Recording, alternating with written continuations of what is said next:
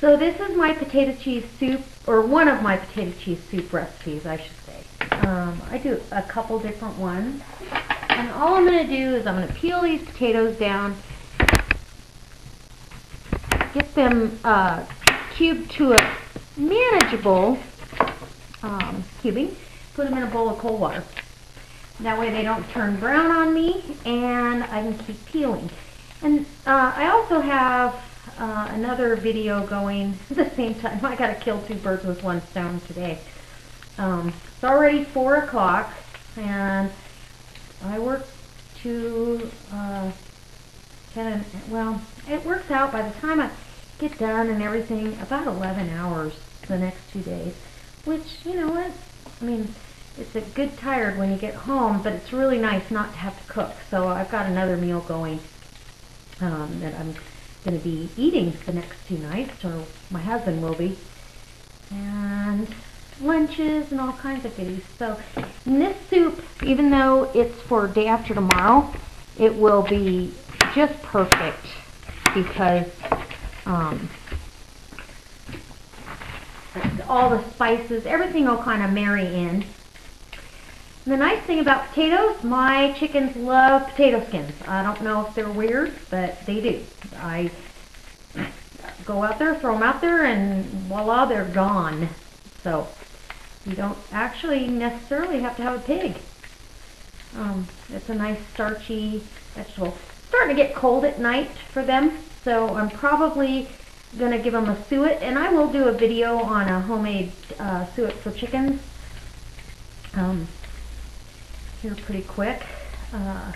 This one I already made, so just trying to get them, you know, acclimated, because our weather here in Nevada, we go, whoops, sorry, I'm just moving the camera all over. Okay, let's get you back in line. In Nevada, our weather changes like almost overnight. We rarely have a full spring and a full fall.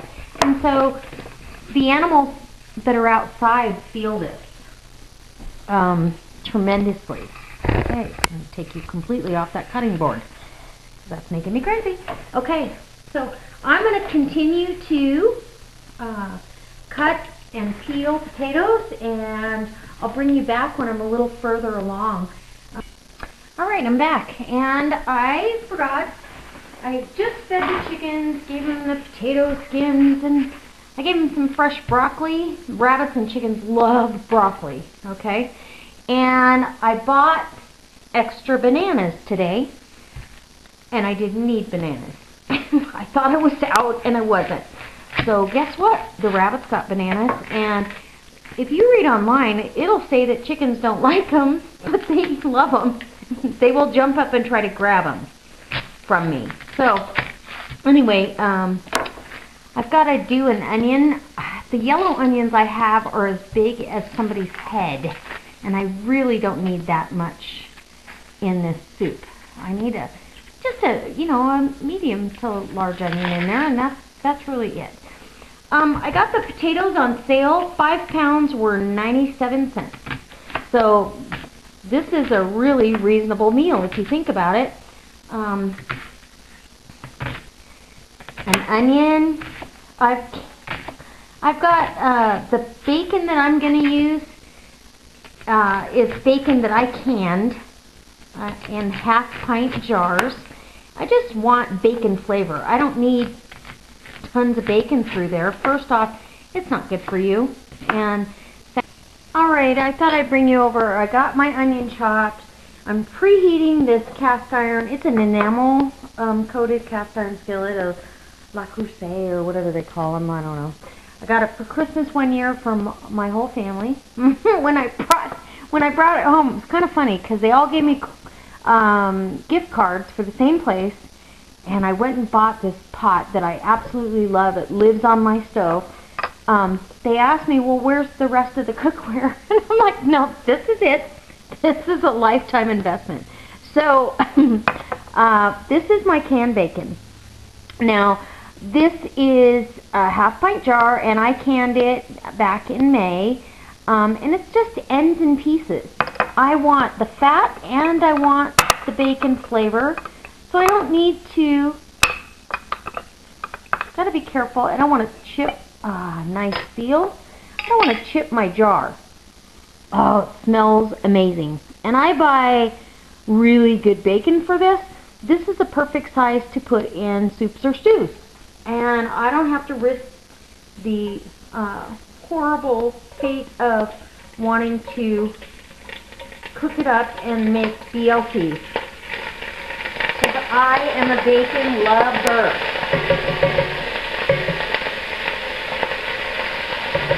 So I'm going to let that, you can tell that has some water in it. I mean, that's the nature of the product. But I'm going to let that brown off a little bit and wipe down everything again. My goodness.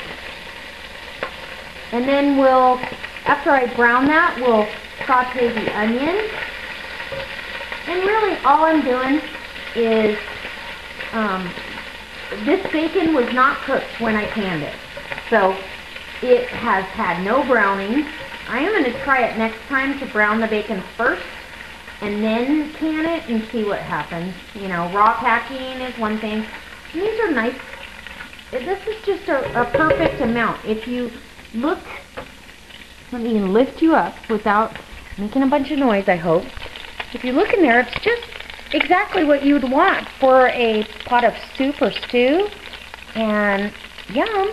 Okay. So we're going to let that saute a little bit. Put my jar in the sink. And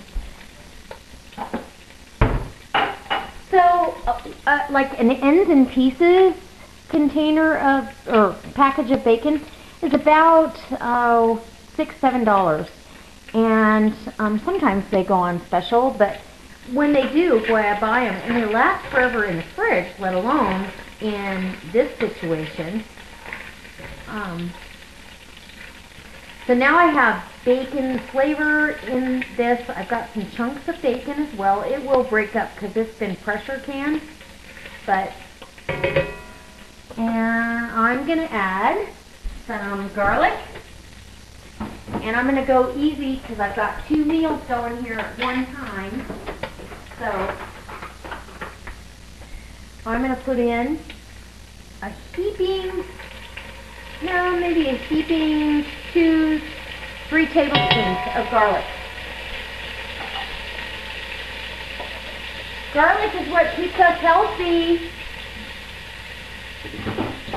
Okay, so I've got my garlic in here. And it should not burn because my oil and everything, I'm not going to leave it in there very long. I'm going to add my onions right now so it does not burn. And this was a roughly chopped medium onion.